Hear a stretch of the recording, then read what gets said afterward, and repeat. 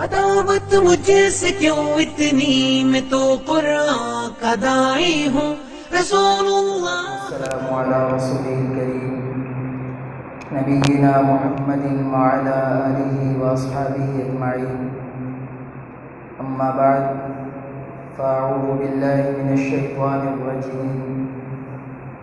والذین یقولون ربنا هب لنا من ازواجنا وذریاتنا قرۃ اعین واجعلنا للمتقین اماما۔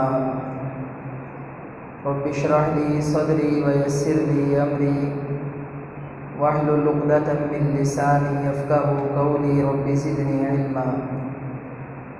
اللهم إنا نسألك علما نافعا ورزقا طيبا وعملا متقبلا۔ عزیز بھائیو، آج ہماری حقوق سیریز کی چوتھی کلاس ہے۔ آج ہم پڑھیں گے اولاد کے والدین کے ذمے جو حقوق ہیں اس کے بارے میں قرآن مجید، نبی پاک صلی اللہ علیہ وسلم کی تعلیمات جو ہماری رہنمائی کرتی ہیں۔ جیسے اولاد کے کچھ حق ہیں جو انہوں نے والدین کے لیے ادا کرنے ہیں، ایسے ہی والدین کے کچھ حق ہیں جو انہوں نے اولاد کے لیے ادا کرنے ہیں۔ یقیناً یہ جو والدین ہیں، یہ منصب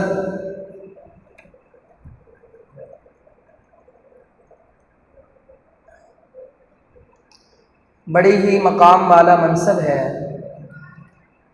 اور یہ پیسوں سے، نوٹوں سے، ووٹوں سے، کسی کی سلیکشن یا عطا سے حاصل نہیں ہوتا۔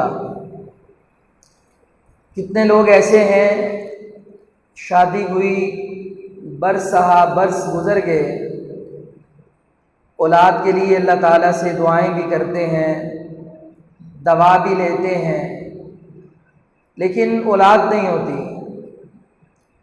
اس کے لیے وہ اللہ کے سامنے کس کس انداز میں گڑ گڑاتے بھی ہیں، پکارتے بھی ہیں اس اللہ کو، لیکن اگر وہ دینا چاہے، کوئی ٹاٹ کے نیچے رہنے والا ہو اور ان کے پاس کھانے کے لیے کوئی اچھی خوراک نہیں ہے، کوئی بہت زیادہ روپیہ پیسہ بھی نہیں ہے، لیکن ان کے 10 12 بچے تو عام ہوتے ہیں۔ یہ انعام اللہ تعالیٰ کی طرف سے ہے، اور یہ اولاد بھی کمزوری کی علامت ہے، کیونکہ والدین بڑھاپے کی حالت میں جاتے ہیں تو ان کی خدمت کے لیے اللہ تعالیٰ نے اولاد کے سلسلے کو آگے چلایا۔ تو اولاد کے لیے سب سے پہلی بات ہے کہ ہم دعائیں کریں، اللہ تعالیٰ سے مانگیں۔ کیا مانگیں؟ نیک اولاد کا رب سے سوال کریں۔ اللہ تعالیٰ قرآن مجید میں سورہ فرقان میں متقین کی، ایمان والوں کی صفات کو بیان کرتا ہے کہ عباد الرحمن، اللہ کے بندے، رحمان کے بندے کون ہیں۔ اس میں اللہ تعالیٰ ان کی اوصاف میں ایک یہ وصف بیان کرتا ہے جو ہماری پہلی آیت ہے۔ فرمایا والذین، اور وہ لوگ، یقولون، جو کہتے ہیں، ربنا، اے ہمارے رب، ہب لنا، تو ہمیں عطا فرما، من ازواجنا، ہماری بیویاں، وذریاتنا، اور ہماری اولادیں، قرۃ اعین، ہماری آنکھوں کی ٹھنڈک بنا دے، قرۃ اعین، وجعلنا، اور ہمیں تو بنا، للمتقین، پرہیزگاروں کا امام۔ اتنی جامع دعا ہے کہ جس کو اللہ تعالیٰ فرماتے ہیں کہ یہ عباد الرحمن کی دعا ہے، یعنی رحمان کے جو بندے ہیں وہ اللہ تعالیٰ سے اس انداز میں دعائیں کرتے ہیں۔ اولاد ابھی آئی نہیں، پیدا نہیں ہوئی، اور ابھی نکاح بھی نہیں ہوا، تو اللہ تعالیٰ سے بیوی کا سوال کیا، پھر اولاد کا سوال کیا، اور اللہ سے کہا یا اللہ 2 چیزیں چاہیے، ربنا اے ہمارے رب، حب لنا تو ہمیں عطا کر دے، من ازواجنا ہماری بیویاں، وذریاتنا اور ہماری اولاد۔ اللہ کرنا کیا ہے؟ 2 چیزیں، قرۃ اعین، پہلی بات کہ آنکھوں کی ٹھنڈک بنا دے، قرہ کہتے ہیں ٹھنڈک کو، اور عین عربی میں کہتے ہیں آنکھ کو، اعین جمع ہے، آنکھوں کی ٹھنڈک بنا دے، وجعلنا اور ہم کو بنا دے، للمتقین متقین کا امام بندہ اس وقت بنتا ہے کہ جب اس کے ساتھ امت ہو، جب اس کے ساتھ لوگ ہوں، جب اس کے ساتھ رعایا ہو، پھر وہ امام بنتا ہے۔ تو بندہ اللہ سے دوسری یہ دعا کرتا ہے، یا اللہ میرے بچوں کو مجھ سے بھی زیادہ نیک بنا دے، میرے راستے پہ چلا دے، تقوی والے راستے پہ چلا دے، اور مجھے متقین کا امام بنا دے۔ یعنی میں باپ ہوں تو میری اولاد میری نیک نامی کا باعث بنے، میری اولاد میرے جنت میں جانے کا باعث بنے، لوگ یہ نہ کہیں ہاں اس کے بیٹے ہاں فلاں فلاں، وہ چور، وہ ڈاکو، وہ ذلیل و رسوا معاشرے کے لوگ، نہیں، بلکہ للمتقین اماما، یا اللہ میری اولاد کو متقین بنا دے اور مجھے ان کا امام بنا دے۔ اللہ تعالیٰ سے دعا یہ بہت ضروری ہے۔ جب اللہ تعالیٰ اولاد دے دے پھر بھی یہ پڑھیں، اولاد کا جب ہم سوال کریں پھر بھی رب سے یہ دعا کریں، یہ دعائیں اللہ سے کریں۔ زکریا علیہ السلام کو دیکھ لیں، انہوں نے بھی اللہ تعالیٰ سے دعا فرمائی، مریم کے آگے بے موسم پھل دیکھے، دروازہ کھولا، اندر گئے، حیران ہو گئے کہ یہاں پہ کوئی بشر کوئی آ ہی نہیں سکتا، اور میں تو یہ سب کچھ بند کر کے گیا ہوں، پھل پڑے ہیں وہ بھی بے موسم۔ سوال کیا مریم یہ کہاں سے آئے؟ کہا یہ میرے رب کی طرف سے آئے ہیں۔ فوری طور پہ دل پہ چوٹ لگی، یا اللہ تو بند کمروں میں اسباب بھی کوئی نہیں، موسم بھی کوئی نہیں، مریم کو بے موسم پھل دے سکتا ہے، اسباب میرے پاس بھی کوئی نہیں، موسم میرا بھی نہیں، بڑھاپا آ چکا ہے، میری بیوی بھی بوڑھی ہو چکی ہے، لیکن یا اللہ تو اس بے موسم زندگی میں اولاد بھی دے سکتا ہے۔ اذ نادا ربہ نداء خفیہ، اللہ کہتا ہے اس نے دعائیں کی، یہ دعائیں کرنے کا انداز کیا تھا؟ رات کے اندھیروں میں وہ اللہ سے سرگوشی کر رہا تھا۔ جیسے ہم آپس میں ایک دوسرے سے کہتے ہیں نا کہ یار کوئی بات کرنی ہے اور بات بڑی خاص ہے، تیسرا بندہ نہ سننے پائے، کام میں کہنا چاہتا ہوں، بڑے راز کی بات کہنا چاہتا ہوں۔ اذ نادا ربہ نداء خفیہ، اس نے بڑے راز کے ساتھ، خاموشی کے ساتھ، دنیا والے سنیں گے تو شاید میرا مذاق اڑائیں گے کہ زکریا کی عمر دیکھیں اور اس کی دعا دیکھیں، مگر یا اللہ یہ دل تو تیرا ہی عطا کردہ ہے، تو جانتا ہے کہ میرا عقیدہ اور ایمان اور توکل تجھ پہ کیسا ہے، تو اس لیے اللہ کو انتہائی رازداری سے پکارا، اللہ نے دعا قبول کر لی اور بیٹا دے دیا۔ ابراہیم علیہ السلام کے پاس اولاد نہیں تو کیا کام کیا؟ رب سے دعا کی، کہا رب ہب لی من الصالحین، یا اللہ تو مجھے دے دے نیک بیٹوں میں سے بیٹا، اللہ سے دعا کی۔ تو اولاد جب نہ ہو تو انسان اس کا طلبگار ہو تو کرنا کیا ہے؟ اللہ تعالیٰ سے دعا کرنی ہے، اور دعا کا انداز کیا ہے؟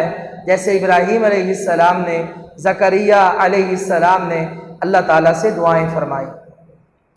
اس کے بعد دوسرا معاملہ ہے، وہ یہ ہے کہ اللہ تعالیٰ اولاد دینے کی امید پیدا کر دیتا ہے۔ اب ہمارے ہاں یہ جہالت کا ایک ٹرینڈ تھا کہ بیٹے ہوتے تو وہ زندہ رہتے، بیٹیاں ہوتی تو زندہ ہی درگور کر دی جاتی۔ یہ بہت بڑا ظلم تھا بیٹیوں کے ساتھ۔ بھلا آج کے دور میں کوئی سوچ سکتا ہے کہ بیٹی زندہ ہو، سانس لے رہی ہو، پیار محبت کی باتیں کر رہی ہو، اور انسان اسے غیرت اور آر میں آ کر گڑھا کھودے اور زندہ کو زمین میں دفن کر دے، اللہ تعالیٰ نے اولاد کا یہ قتل کرنے سے منع کر دیا۔ آج کے بعد اولاد کو قتل نہیں کرنا، قتل نہیں کرنا۔ وَلَا تَقْتُلُوا، اور نہ تم قتل کرو، اولادکم، اپنی اولادوں کو، خشیتا، ڈر سے، املاق، مفلسی کے، نحن، ہم، نرزقہم، ان کو رزق دیں گے، وَإِيَّاكُمْ، اور تم کو بھی دیں گے، ان قتلہم، بے شک ان کا قتل، کان خطأ کبیرا، ہمیشہ ہی یہ بہت بڑا گناہ ہے۔ اللہ کیا فرماتا ہے؟ وَلَا تَقْتُلُوا، اور نہ تم قتل کرو، اولادکم، اپنے بچوں کو۔ بچوں کا قتل کرنا جائز نہیں۔ اب بچے پیدا ہو گئے تو قتل تو نہیں کرتے، لیکن اب پیدا ہونے سے پہلے ہی فیملی پلاننگ کے نام سے لوگوں کے پاس پوسٹر پہنچ جاتے ہیں، اشتہار پہنچ جاتے ہیں، اور 2 ماہ ہیں، 3 ماہ ہیں، تو یہ قتل کیا جاتا ہے۔ اچھا، یہ فیملی پلاننگ والے ڈر کس بات کا ڈالتے ہیں؟ بھئی آپ کی چھوٹا خاندان، زندگی آسان، بھئی خوشحالی رہے گی، اتنے بچے پیدا کر لو گے تو خرچ کہاں سے اٹھاؤ گے، تمہارا کیا بنے گا؟ تو اللہ تعالیٰ بندے کی نفسیات کو سمجھتا ہے کہ شیطان جو دل میں وسوسہ پیدا کرتا ہے مفلسی کا، کہ کنگال ہو جائیں گے، پتہ نہیں کہاں سے پورا کروں گا، کہاں سے کما کر لاؤں گا، اللہ کہتا ہے وَلَا تَقْتُلُوا أَوْلَادَكُمْ، اور نہ تم قتل کرو، نہ تم فیملی پلاننگ کرو اپنے بچوں کی، خشیت املاق، رزق کے، مفلسی کے ڈر کی وجہ سے۔ اللہ کہتا ہے یہ تمہارا کام نہیں ہے۔ دیکھو اللہ کتنی بڑی بات کر رہا ہے۔ اللہ سے بڑھ کے کوئی سچ بولنے والا، اللہ سے بڑھ کے کوئی اچھی بات کہنے والا، اللہ سے بڑا کوئی ضمانت دینے والا نہیں ہے۔ اللہ کہتا ہے نحن نرزقہم، فیصلہ میرا ہے، ضمانت میری ہے، ہم ان کو رزق دیں گے، تمہارا جو بھی بچہ پیدا ہوگا رزق میں دوں گا، نحن نرزقہم وَإِيَّاكُمْ۔ اور یہ جو آج 30-35 سال کے ہو گئے ہو نا، کچھ کھا کے ہی ہوئے ہو، ان کو بھی ہم رزق دیں گے، تمہیں بھی ہم رزق دیں گے، تمہیں بھی ہم نے رزق دیا تھا کہ آج یہاں تک پہنچ چکے ہو۔ نحن نرزقہم، رزق دینا تمہارا کام ہی نہیں ہے، رزق دینا تو ہمارا کام ہے، تو رزق کے ڈر کی وجہ سے قتل کیوں کرنا ہے؟ نحن نرزقہم، ہم ان کو رزق دیں گے، وَإِيَّاكُمْ، اور تمہیں بھی دیں گے۔ ان قتلہم کان خطأ کبیرا، دہاڑی نہیں لگی، اخبار پہ خبریں آ گئیں کہ مزدور گھر میں گیا اور 4 بچوں کو زہر دے کے قتل کر دیا۔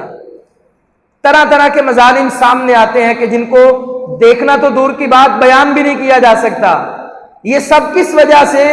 کہ جب اللہ تعالیٰ پہ توکل، اعتماد اور یقین ختم ہو جائے اور انسان اپنے آپ کو خالق، مالک، رازق سمجھ بیٹھے، تب ایسے نقصان ہوتے ہیں۔ اللہ فرماتا ہے ان قتلہم، بے شک اولاد کا قتل کرنا کسی بھی صورت میں، پہلے یا بعد میں، کان خطأ کبیرا، ہمیشہ سے ہی یہ بہت بڑا گناہ ہے۔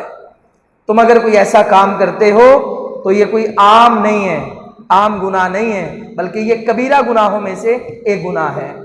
نبی کریم صلی اللہ علیہ وآلہ وسلم نے فرمایا لوگو تم ایسی خواتین سے شادی کرو جو محبت کرنے والی ہوں، یعنی سر درد نہ ہو، گھر میں تمہارا استقبال کرنے والی، خدمت کرنے والی، خوشحال گھر رکھنے والی، اور وہ بچے پیدا کریں، زیادہ سے زیادہ ہوں۔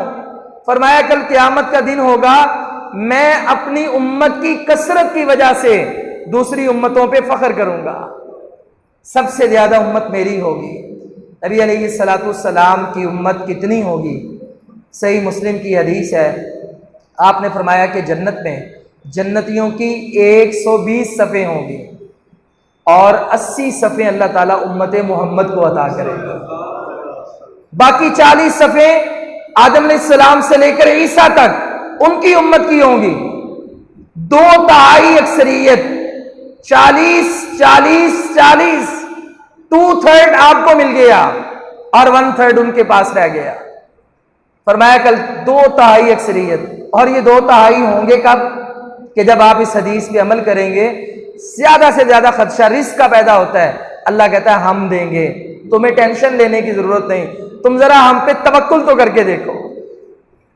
اگر آپ مجھ پہ بھروسہ کریں، اعتماد کریں، ٹرسٹ کریں تو ہی میں آپ کو جواب دوں گا، اور اگر آپ ہی مجھ پر شک کرنا شروع کر دیں تو میں آپ کی امیدوں کے مطابق کبھی بھی کام نہیں کروں گا، بلکہ جو کر رہا ہوں وہ بھی چھوڑ دوں گا۔ اگر آپ اللہ پر ایمان رکھ لیں تو وہ آپ سے یہ وعدہ پورا کرے گا، اور اگر بے ایمانی دل میں ہو، چور دل میں ہو، شیطان کی پیروی دل میں ہو تو اللہ تعالیٰ کبھی بھی آپ کی صحیح معنوں میں مدد نہیں کرے گا۔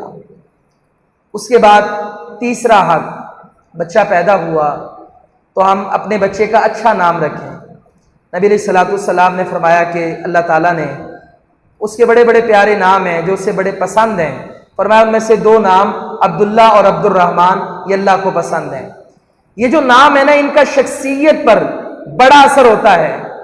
ہمیشہ اپنے بچوں کے اسلامی نام رکھیں، صحابہ کرام کے، تابعین کے، تبع تابعین، علماء، مجاہدین، ان کے ناموں پہ نام رکھیں، اور اللہ سے نیت اور وعدہ یہ کریں، یا اللہ میں نے اس کا نام ابو بکر رکھا ہے، میرے بیٹے کو بھی ایسے ہی نیکیاں کرنے والا بنا دے۔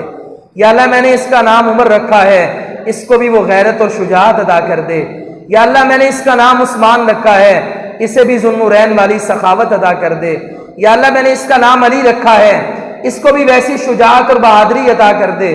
یا اللہ میں نے اس کا نام انس رکھا ہے، اس کو بھی ایسے اسلام کا نبی کا خادم بنا دے۔ یعنی نام لیتے چلے جائیں اور اس کے ساتھ ساتھ رب سے یہ دعا کریں، یا اللہ جیسی وہ شخصیت تھی ایسے ہی نیک اعمال کرنے والی میری اولاد کو بھی بنا دے۔ ناموں کا کتنا اثر ہوتا ہے۔ صحیح مسلم کی حدیث ہے، ایک تابعی ہیں جو سید التابعین ہیں، تابعین کے سردار، کیا نام ہے ان کا؟ سعید بن مسیب رحمہ اللہ تعالی۔ وہ فرماتے ہیں میرے دادا صحابی تھے، نبی علیہ الصلوۃ والسلام کے پاس تشریف لائے، ان کا نام، دادا کا نام تھا حزن، سعید بن مسیب بن حزن۔ نبی علیہ الصلوۃ والسلام نے کہا یار تمہارا نام جو ہے نا وہ اچھا نہیں ہے، حزن کا مطلب ہوتا ہے غم، پریشانیاں۔ آپ نے کہا تمہارا نام سہل لگتا ہوں میں۔ انہوں نے کہا نہیں نہیں، میرے باپ دادا کا نام ہے، میں یہ نام تبدیل نہیں کر سکتا، بڑوں نے نام رکھا ہے۔ نبی علیہ الصلوۃ والسلام نے کہا ٹھیک ہے، آپ مسکرا دیے، جبر تو نہیں ہے۔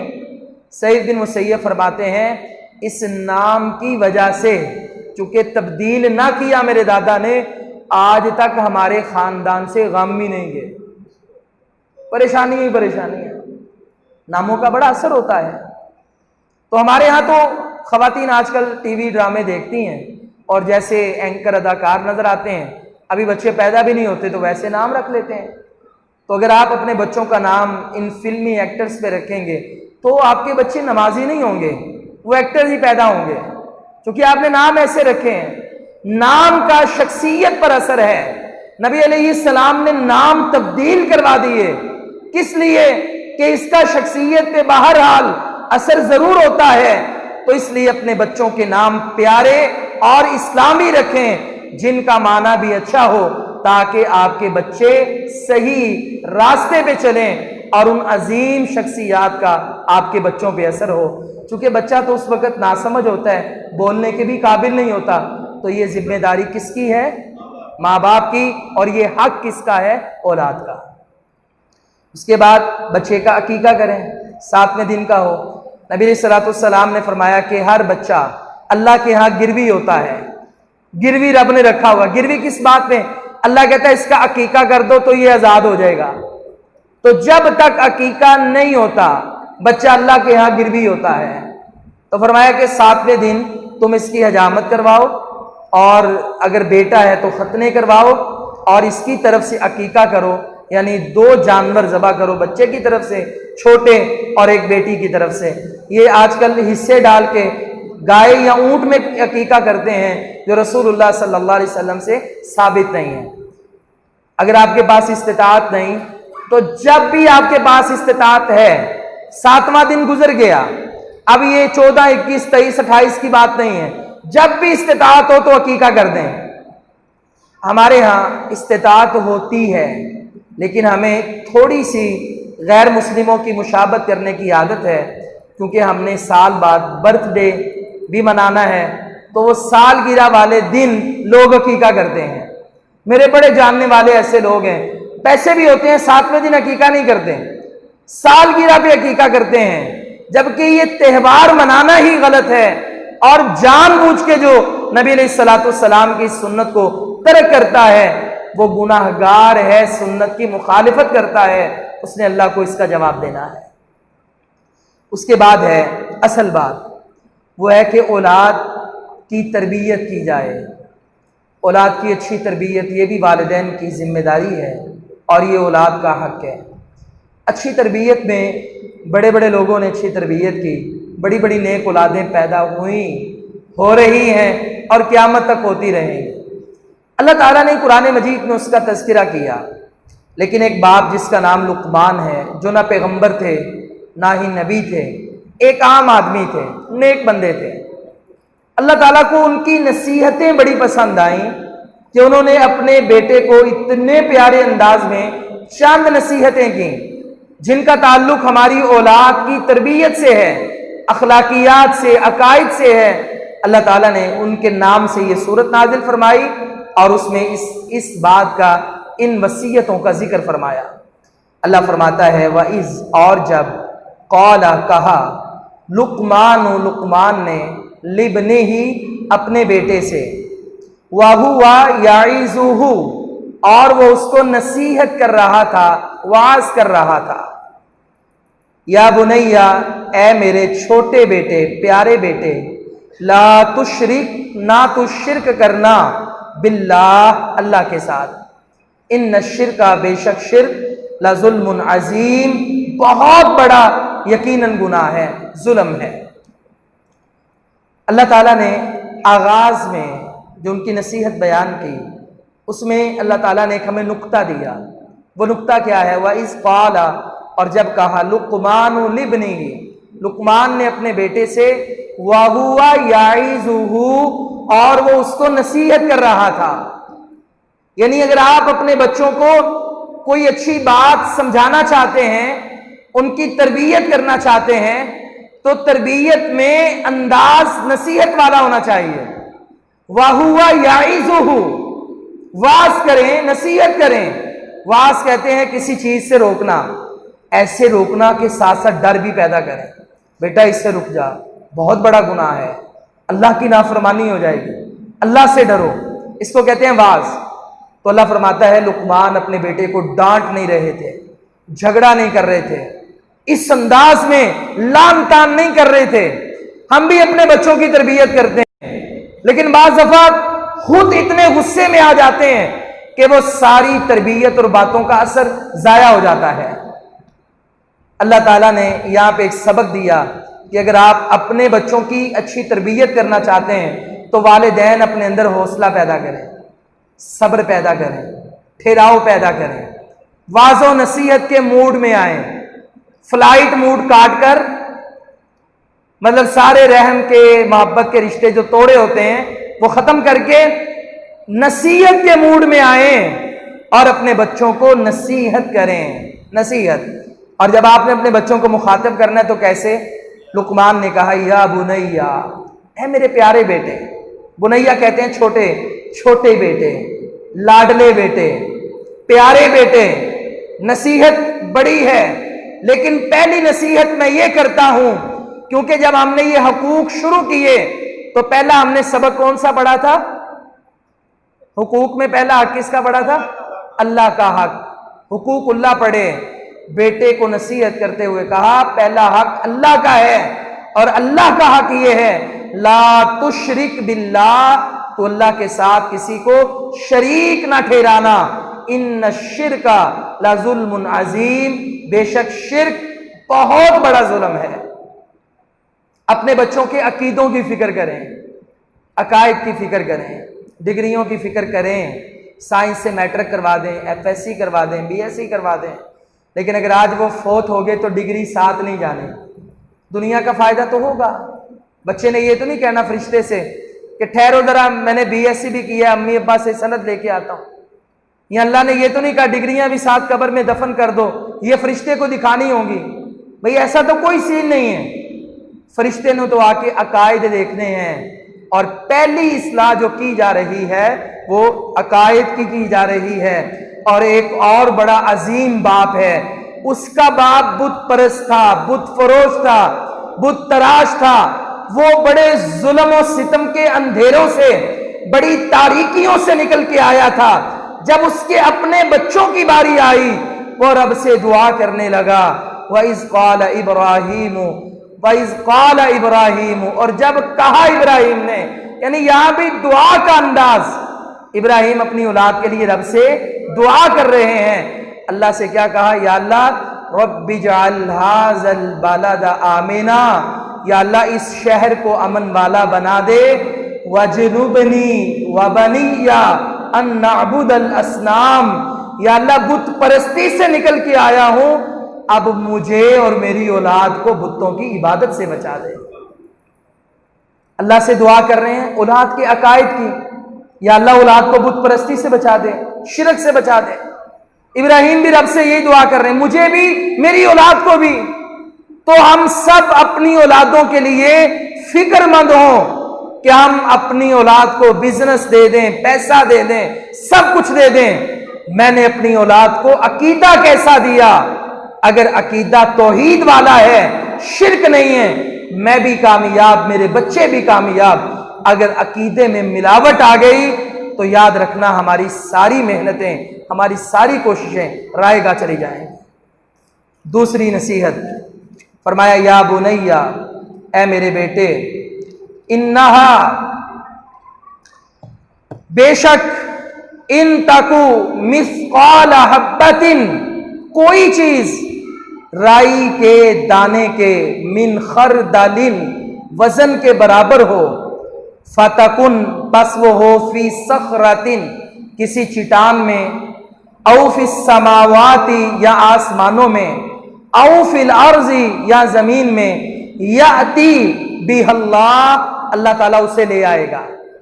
ان اللہ, بے شک اللہ تعالیٰ, لطیف خبیر, بڑا ہی باریک بین, بڑی باریکیوں کو جاننے والا اور خبر رکھنے والا ہے. یہ دوسری نصیحت فرما کے لقمان نے دراصل اپنے بیٹے کی تربیت کی, کیونکہ انسان ڈنڈے کے زور سے اولاد کو نماز نہیں پڑھا سکتا. بچپن میں آپ پڑھا لیں گے, بڑے ہو کے کیسے پڑھائیں گے؟ آپ نے سختی کی, ڈنڈا ہی چلایا ہر وقت, بچپن تک, لڑکپن تک وہ آپ کی تابعداری میں ہے. اب بعد میں آپ اسے کہتے ہیں نماز پڑھو, داڑھی رکھو, برے کام نہ کرو, بری مجلسوں میں نہ بیٹھو, بچہ بات ہی نہیں مانتا. تو بچے کو ڈنڈے کے زور پہ منوانے کی بجائے بچپن سے اس کے دل میں اللہ کا ڈر پیدا کریں. لقمان نے اپنے بیٹے کو یہ بات سمجھائی, یا بنیا, اے میرے پیارے بیٹے, انہا ان تکو مثقال حبۃ من خردل, بیٹے کوئی چیز, کوئی عمل, تیری نیکی, تیری برائی, تیرا نماز پڑھنا, تیرا روزہ رکھنا, تیرا گناہ کرنا, اگر رائی کے دانے کے وزن کے برابر بھی ہوا وہ عمل تیرا, او فتکن فی صخرۃ, کسی چٹان میں, او فی السماوات, یا وہ آسمانوں میں ہو, او فی الارض, یا زمین کے کسی کونے میں ہو, تو ہماری نظروں کے سامنے ہو یا نہ ہو, باپ دیکھے نہ دیکھے, ماں دیکھے نہ دیکھے, تو آؤٹ آف کنٹری ہو یا آؤٹ آف سٹی ہو, کسی بھی جگہ پہ ہو, تیرا رائی کے دانے کے برابر بھی کوئی عمل ہوگا, یاتی بہ اللہ, اللہ تعالیٰ اسے تیرے سامنے لے آئے گا. تو نے رب کو جواب دینا ہے. بیٹا ہماری کیا بات ہے, ہم نے تجھے اچھے برے کی تمیز سکھائی, ہم تو تجھے بتا رہے ہیں, اب تمہارے سر پہ ہے, تمہارے اوپر ماں باپ کی دوربین, نظر, کیمرہ تو نہیں ہے, مگر اللہ تعالیٰ کا ایسا کیمرہ, ایسی مائکروسکوپ فٹ ہے. ان اللہ, بے شک اللہ تعالیٰ, لطیف, بڑا ہی باریک بین, خبیر, پوری خبر رکھنے والا ہے. یہ نصیحت فرمائی لقمان نے اپنے بیٹے کو۔ اب جب ہم اپنے بچوں کی یہ تربیت کریں، بچپن سے اس کے دل میں اللہ تعالیٰ کا ڈر پیدا کریں، تو یقیناً جب بڑے ہوں گے تب بھی ماں باپ سے نہیں بلکہ جہاں بھی ہوں گے اپنے اللہ سے ڈرنے والے ہوں گے۔ اب اس کے بعد بات آئی اعمال کی۔ فرمایا یا بنیا، اے میرے پیارے بیٹے، ہر بات پہ انداز کتنا پیارا ہے، اے میرے چھوٹے بیٹے، اے میرے لاڈلے بیٹے، اے میرے پیارے بیٹے، اقیم الصلاۃ، تو نماز قائم کر۔ یہ جو نماز ہے نا، یہ پہلی امتوں میں بھی تھی، موسیٰ علیہ السلام کے دور سے لے کر اس سے بھی پہلے اسماعیل علیہ السلام کا بھی ذکر آتا ہے، وہ بھی اپنے اہل و عیال کے لیے نماز کا حکم دینے والے تھے۔ فرمایا اقیم الصلاۃ، تو نماز کو قائم کر۔ آپ قرآن پڑھ لیں، قرآن میں نماز پڑھنے کا ذکر نہیں ہے، نماز پڑھنا تو ایک جز ہے، بلکہ ہے نماز قائم کر۔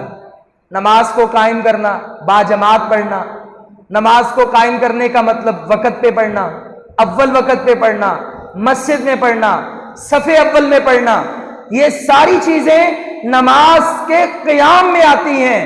تو اللہ تعالیٰ کہتا ہے نماز قائم کریں، یعنی جو جو نماز کے لوازمات ہیں وہ سارے کے سارے ادا کریں۔ اقیم الصلاۃ، اے بیٹے تو نماز قائم کر۔ نبی علیہ الصلوۃ والسلام نے ہمیں کیا حکم دیا؟ فرمایا کہ اپنے بچوں کو نماز کا حکم دو جب تک تمہارے بچے 7 سال کے ہو جائیں۔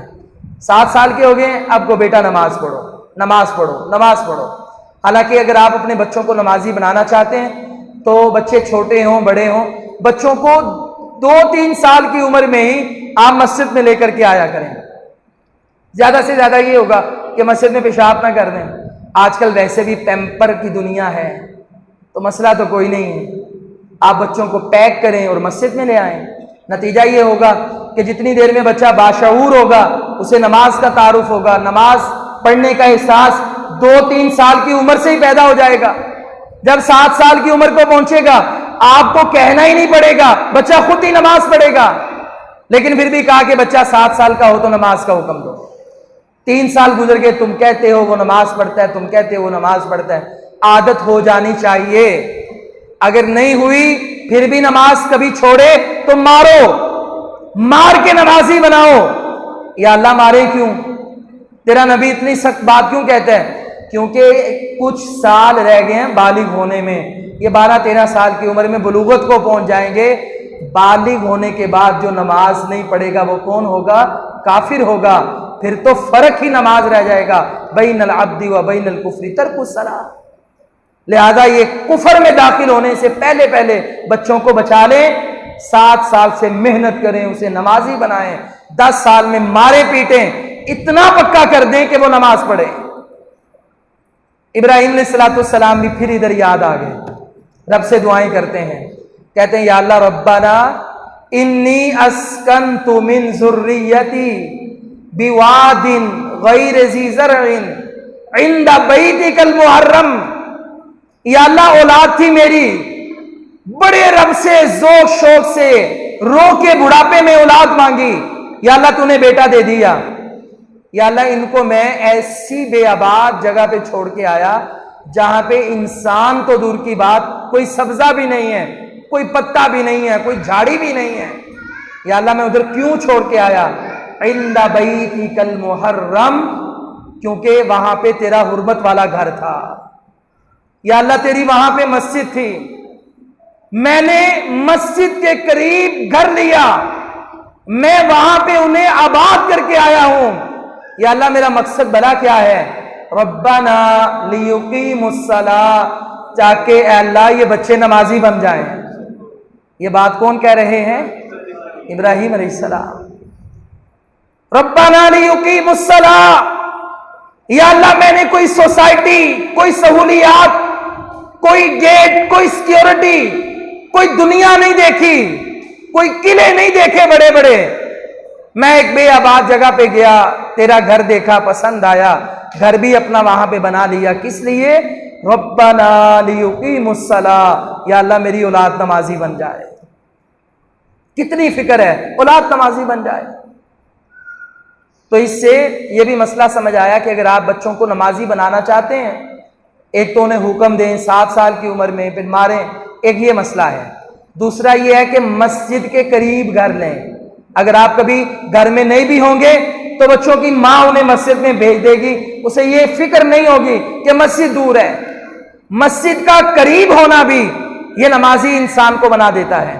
اگر مسجدیں دور ہیں تو ہم بھی نماز میں کوتاہی کر لیتے ہیں، تھوڑا سا وقت 2-4 منٹ اوپر ہوئے، یار جاتے جاتے ویسے نماز گزر جانی ہے، چلو ایسا کرتے ہیں گھر میں نماز پڑھ لیتے ہیں۔ تو سوسائٹیاں دیکھیں، سہولیات دیکھیں، لیکن اگر اولاد کو نمازی بنانا چاہتے ہیں تو یہ دیکھیں کہ پاس مسجد بھی ہے کہ نہیں۔ ابراہیم علیہ السلام نے ایک اور طریقہ بھی بتا دیا، اولاد نمازی کیسے بنتی ہے۔ اللہ سے آخر میں دعائیں کرنے لگے، رب اجعلنی مقیم الصلاۃ ومن ذریتی۔ ایک گھر قریب لے لیا اور دوسرا دعائیں شروع کر دیں، یا اللہ مجھے بھی نماز قائم کرنے والا بنا دے اور میری اولاد کو بھی نماز قائم کرنے والا بنا دے۔ سمجھ آئی کہ اگر آپ اولاد کو نمازی بنانا چاہتے ہیں، آپ کو مسلسل اپنی اولاد کے لیے دعائیں کرنا ہوں گی، تو آپ کی اولاد نمازی بن جائے گی۔ گھر بھی قریب رکھیں، وسائل بھی رکھیں، حکم بھی دیں اور اپنی اولاد کے لیے دعائیں بھی کرتے رہیں۔ اللہ تعالیٰ والدین کی دعا اولاد کے حق میں جو کی ہوتی ہے اللہ اسے کبھی بھی رد نہیں کرتا۔ اس کے بعد فرمایا وَأْمُرْ بِالْمَعْرُوفِ، اور تو نیکی کا حکم دے، وَانْهَا عَنِ الْمُنْكَرِ، اور تو برائی سے روک دے۔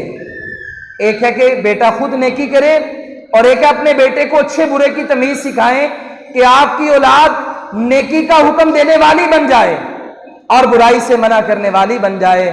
وَاصْبِرْ، اور تو صبر کر، عَلَىٰ، اس بات پر، مَا أَصَابَكَ، جو تجھے تکلیف پہنچے، کیونکہ نیکی کا حکم دینا، برائی سے منع کرنا یہ کوئی عام مشن نہیں ہے۔ بیٹا جب یہ تو کام کرے گا تجھے تانے سننے پڑیں گے، تکلیف برداشت کرنا پڑے گی، لوگ تجھے پتھر بھی ماریں گے، باتیں بھی سنائیں گے، تیری تربیت یہ ہے آگے سے جواب نہیں دینا۔ وَاصْبِرْ عَلَىٰ مَا أَصَابَكَ، جو تجھے تکلیف پہنچے اس پہ صبر کرنا۔ إِنَّ ذَلِكَ، بے شک یہ، مِنْ عَزْمِ الْأُمُورِ، بڑے ہمت والے کام ہیں، یہ کوئی عام کام نہیں ہے، یہ تو نبیوں والے کام ہیں، بڑے باہمت لوگوں کے کام ہیں۔ تو ان کاموں پر کاربند رہنا اور یہ معاملات کرنا۔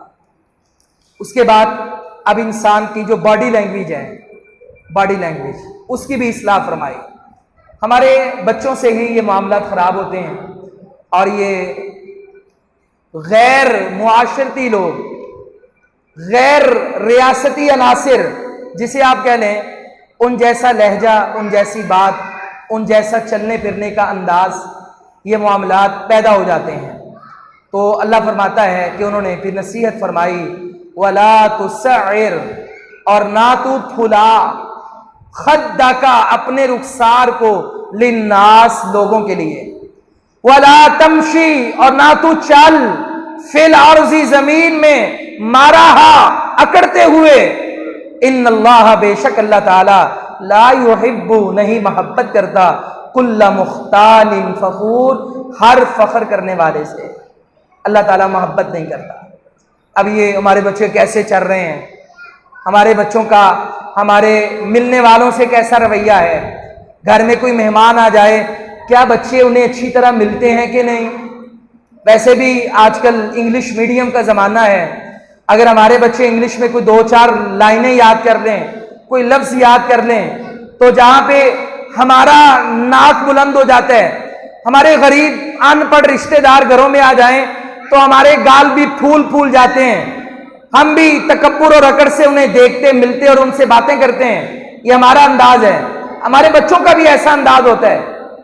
فرمایا ایسا نہیں کرنا، وَلَا تُسَعِّرْ خَدَّكَ لِلنَّاسِ، بیٹا لوگوں سے ملے، رشتہ داروں سے ملے، دوستوں سے ملے، گال نہیں پھلانا، بڑی عاجزی سے، بڑی انکساری سے، بڑی محبت سے پیش آنا ہے۔ تمہارا چہرہ، یہ جو فیس ایکسپریشنز ہے نا، ان سے بھی پتہ چلتا ہے کہ تربیت کیسی ہے، مزاج کیسا ہے، انداز کیسا ہے، اس سے بھی پتہ چلتا ہے۔ تو کہا کہ اپنا چہرہ جو ہے وہ پھلانا نہیں ہے، عاجزی والا رکھنا ہے۔ وَلَا تَمْشِ فِي الْأَرْضِ مَرَحًا، اور تو زمین پہ اکڑ کے نہ چل۔ بچے ہیں، ان کے چلنے کا سٹائل دیکھیں آپ اپنے بچوں پہ نظر دوڑائیں، کیا میرا بیٹا چھاتی نکال کے تو نہیں چل رہا؟ کیا یہ ٹانگیں پھیلا پھیلا کے تو نہیں چل رہا؟ کیا یہ بازو لہرا کے تو نہیں چل رہا؟ اس کا چلنے کا انداز بدمعاشوں جیسا ہے یا نیک لوگوں جیسا جھک کر عاجزی سے چلنے والا؟ اس کا کیسا انداز ہے؟ اور ساتھ ہی اگلی آیت میں کہا وَقْصِدْ فِي مَشْيِكَ، تو اپنی چال میں میانہ روی رکھ، نہ زیادہ اکڑ کے اور نہ ہی زیادہ جھک کر کہ راستے میں تیری ٹکریں ہی ہوتی رہے تو آگے کچھ دیکھے بھی نہ۔ بڑی میانہ روی، نہ ہی اکڑ کے نہ ہی زیادہ جھک کے، مناسب سے انداز میں چل۔ یہ بچوں کو دیکھیں اور ان کی تربیت کریں۔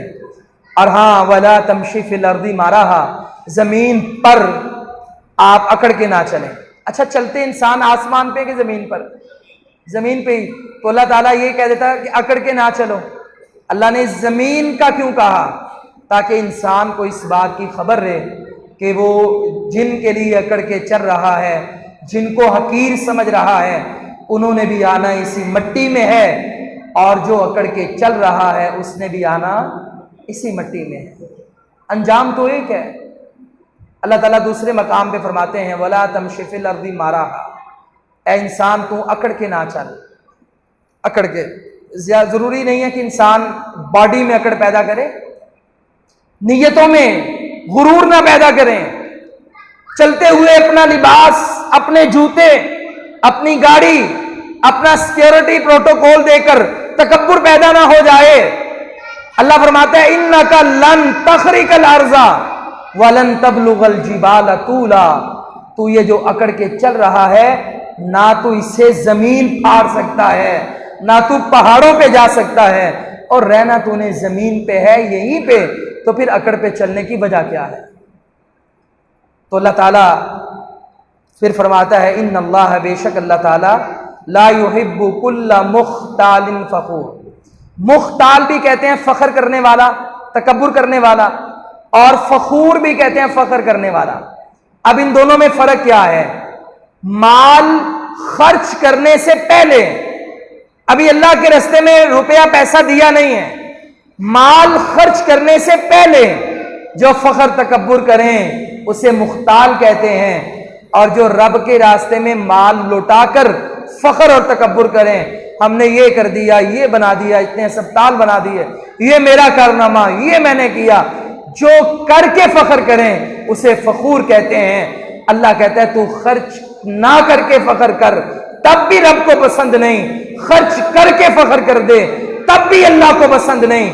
اگر تو رب کے راستے میں کچھ کرنا چاہتا ہے، عاجزی پیدا کرنی ہوگی، فخر اور تکبر اللہ تعالیٰ پسند نہیں کرتا۔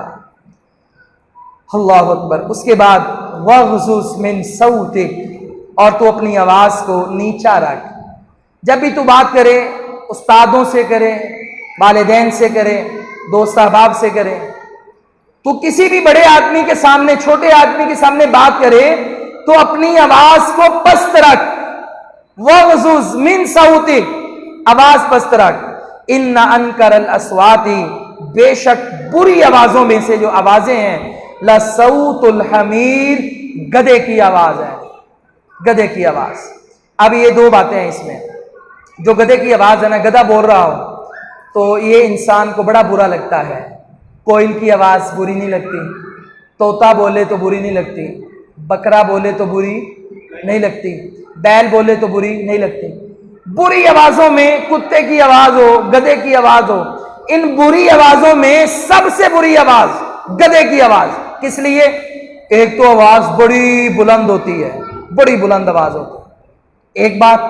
دوسرے نمبر پہ نبی علیہ الصلوۃ والسلام نے فرمایا کہ جب مرغا بولے تو تم پڑھو اللہم انی اسألک من فضلک، یا اللہ میں تجھ سے تیرے فضل کا سوال کرتا ہوں۔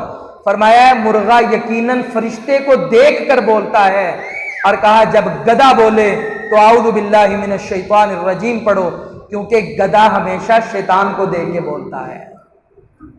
تو یہ جو غصے میں آ کے بچے چیختے چلاتے ہیں نا، بدتمیزی کرتے ہیں، تو یقیناً شیطان کی طرف سے یہ رویہ ہے۔ شیطان تو نہیں چاہتا کہ اولاد والدین کی فرما بردار ہو۔ تو جو باتیں جو آوازیں شیطان کی طرف سے وہ نہیں ہونی چاہیے، جو باتیں جو آوازیں رحمان کی طرف سے اس کی تربیت ہے وہی ہونی چاہیے۔ فرمایا ان انکر الاصوات، بے شک بری آوازوں میں سے بری آواز لصوت الحمیر، وہ گدھے کی آواز ہے۔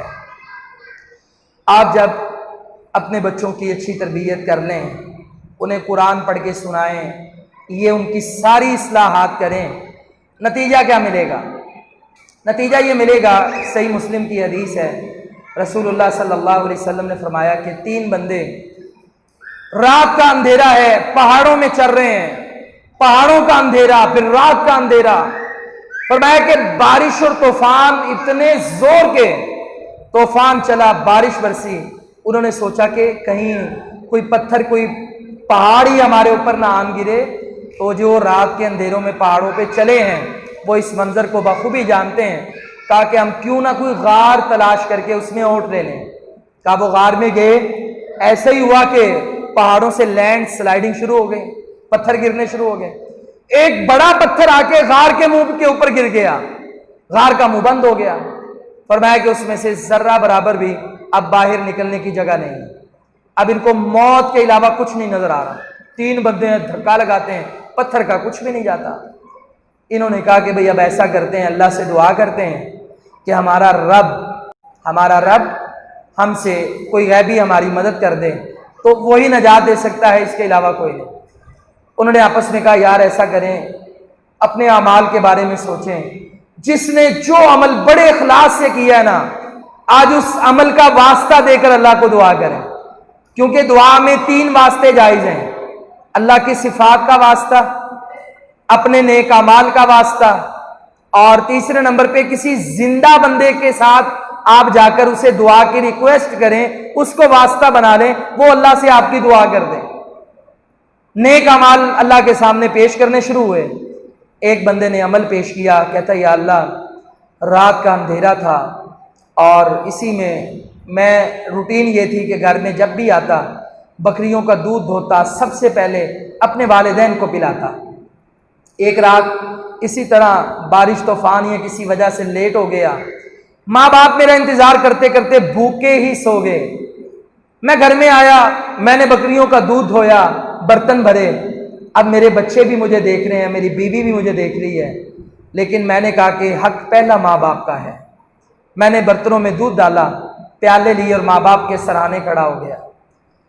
دل کیا کہ ماں باپ کو بیدار کر دیں، مگر ادب اور ان کا احترام اور نیند میں رکاوٹ خلل یہ بھی مجھ سے گوارا نہ ہوا۔ میں سرہانے کھڑا رہا حتیٰ کہ میرے ماں باپ خود نیند سے بیدار ہو گئے۔ میں نے پہلے انہیں دودھ پلایا، پھر اپنے بیوی بچوں کو پلایا۔ ہے کوئی آج ماں باپ سے اتنی بڑی نیکی کرنے والا، اتنا بڑا صبر کرنے والا ماں باپ کے آگے؟ کوئی بچہ آج کا، کوئی متقی زاہد؟ اللہ اکبر! اللہ کو یہ عمل بڑا پسند تھا، اس نے اس عمل کا واسطہ دے دیا۔ فرمایا غار سے پتھر کچھ پیچھے ہٹ گیا، پھر وہ 2 بندوں نے بھی واسطہ دیا، سارا ہٹ گیا۔ تو واقعہ یہ بات سنانے کا مقصد ہے کہ جب اچھی تربیت کریں تو اللہ ایسی اولادیں دیتا ہے۔ آخری بات وہ ہے کہ اولاد کے درمیان عدل و انصاف کریں۔ آپ کے بیٹے ہیں، بیٹیاں ہیں، عدل و انصاف کریں۔ عدل و انصاف کیا ہے؟ اگر آپ انہیں زندگی میں کوئی تحفہ دینا چاہتے ہیں تو برابر کا دیں۔ اگر آپ اپنی جائیداد زندگی میں تقسیم کرنا چاہتے ہیں تو وہ آدھی اور ڈبل کے حساب سے نہیں ہوگی کہ ایک حصہ بیٹی کو دے دو، 2 بیٹوں کو دے دو، کیونکہ وراثت مرنے کے بعد ہوتی ہے۔ وراثت بولا ہی اس وقت لفظ آتا ہے کہ جب کوئی مر جائے اور اپنا مال چھوڑ دے۔ ہمارے ہاں مال کے معاملے میں اولاد کے درمیان والدین عدل و انصاف سے بعض دفعہ کام نہیں لیتے، یہ معاملہ بڑا ہی خرابی والا ہے۔ پہلے ایک واقعہ سنیں۔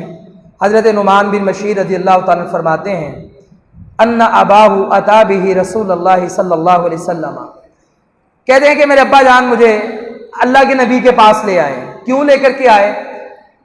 ان کے باپ کی 2-3 شادیاں تھیں، جو ان کی ماں تھی نا، اس نے ایک دن کہہ دیا میرا بیٹا، پیارا بیٹا نعمان، آپ اس کے لیے کچھ خاص عنایت کریں۔ باپ نے کہا اچھا تیرے بیٹے کو میں غلام دے دیتا ہوں، میرا فلاں غلام اس کا ہے۔ اچھا بی بی بڑی سیانی تھی، اس نے کہا ایسی بات نہیں ہے، جاؤ نبی صلی اللہ علیہ وسلم کے پاس، ان کو جا کے گواہ بناؤ۔ اس نے سوچا آج یہ فوت ہو گئے، کل کو دوسری ماں کے بچے بھی آ جائیں گے، وہ اس کو تنگ کریں گے تو بھی کیا بنے گا، گواہی ذرا بڑی ڈالنی چاہیے، لہذا بڑی گواہی ڈلاؤ، جاؤ نبی صلی اللہ علیہ وسلم کے پاس۔ نعمان کہتے ہیں میرے ابا نے مجھے پکڑا اور نبی علیہ السلام کے پاس لے آئے اور کہنے لگے اللہ کے نبی یہ میرا بیٹا ہے، اس کو میں نے یہ غلام دے دیا۔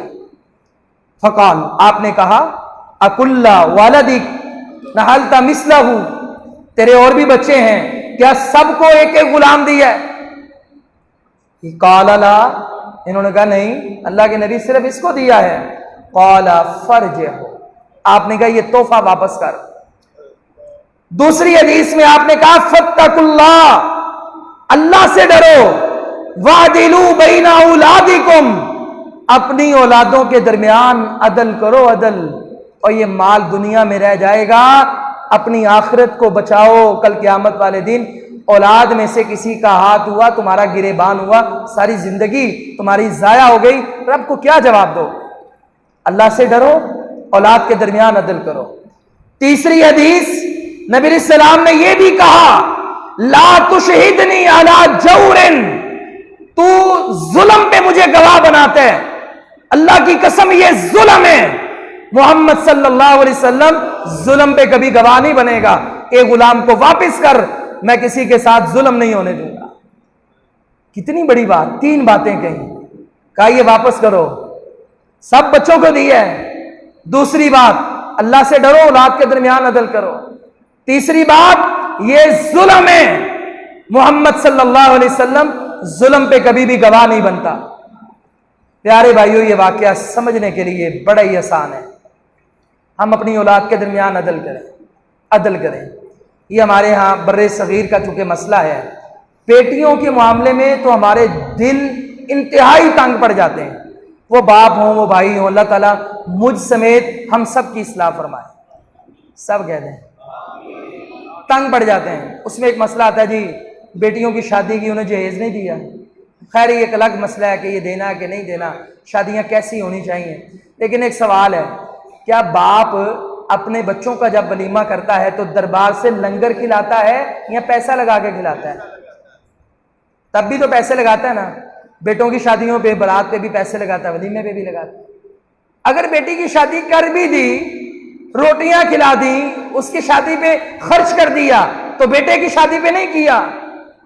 بیٹے کو تو کاروبار بھی کرواتے ہیں، لو بیٹا جوان ہو گئے تو یہ 2-4 لاکھ ہے، لے لو کاروبار کر لو، بیٹی کو کیا کروایا ہے؟ تو اس لیے یہ دنیا کے معاملات ہیں، اسے کاروبار کروا دیا، اس کی بھی شادی کر دی، اس کی بھی کر دی، جس کی جو ضرورت تھی پوری کر دی، جو بڑا تھا وہ زیادہ دیر ماں باپ کے پاس رہا، اس نے زیادہ کھا پی لیا، اس کی عمر، اس کا حق، اس کا نصیب۔ لیکن جب بات وراثت اور مال کی تقسیم پہ آئے گی پھر ایسا نہیں چلے گا لو جی یہ بڑا ہے نا چلو ایک مکان اس کو دے دو چونکہ اس نے خدمت بڑی کی، نہیں، اگر وہ بڑا تھا تو زیادہ دیر ماں باپ سے فائدہ اٹھاتا رہا، اس نے خدمت کر دی، کوئی بات نہیں۔ اگر یہ چھوٹا ہے تو اس نے ماں باپ سے فائدہ بھی کم مدت میں اٹھایا ہے، یہ تو بھی ہے 15-20 سال کا۔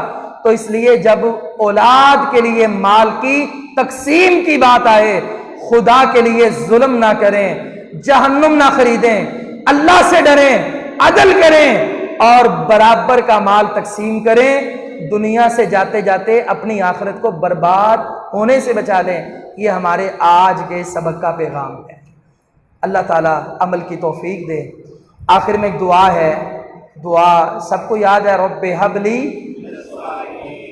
حب لی من الصالحین۔ اللہ تعالیٰ سے یہ دعا کرتے رہا کریں، اور جو پہلی آیت میں دعا تھی ربنا حب لنا من ازواجنا وذریاتنا قرۃ اعین وجعلنا للمتقین اماما، یہ دعائیں بھی پڑھیں، اور رب اجعلنی مقیم الصلاۃ ومن ذریتی، یہ بھی دعا پڑھیں۔ انشاءاللہ اس سے والدین پڑھیں گے، دعائیں کریں گے۔ اور یہ بھی بات یاد رکھیں، اکثر غصے میں ماں باپ اولاد کو گالیاں دیتے ہیں، لان تان کرتے ہیں، ایسی بد دعائیں دینا شروع ہو جاتے ہیں، ایسا نہیں کرنا چاہیے، کیونکہ ماں باپ اولاد کے حق میں جو بھی بولتے ہیں میرا رب قبول کرتا چلا جاتا ہے۔ غصہ اپنی جگہ پہ، لیکن اللہ نے ماں باپ کو ایک درجہ، ایک رحمت والا حصہ بھی تو دیا ہے، تو ہمیشہ اپنے بچوں کے لیے خیر کے کلمات کہیں، کیونکہ اللہ تعالیٰ اس کو قبول کرتا ہے۔ کیوں نہ بد دعا کی بجائے میں اپنی اولاد کے لیے دعائیں کرتا رہوں، تاکہ میرا رب انہیں کل قیامت والے دن اور دنیا میں بھی اور آخرت میں بھی ان دعاؤں کا اچھا اجر اور اچھا صلہ عطا فرما دے۔ اللہ تعالیٰ زندہ رکھے اسلام پہ، ایمان میں، موت آئے حالت ایمان میں شہادت کی موت دے۔ وآخر دعوانا ان الحمد للہ۔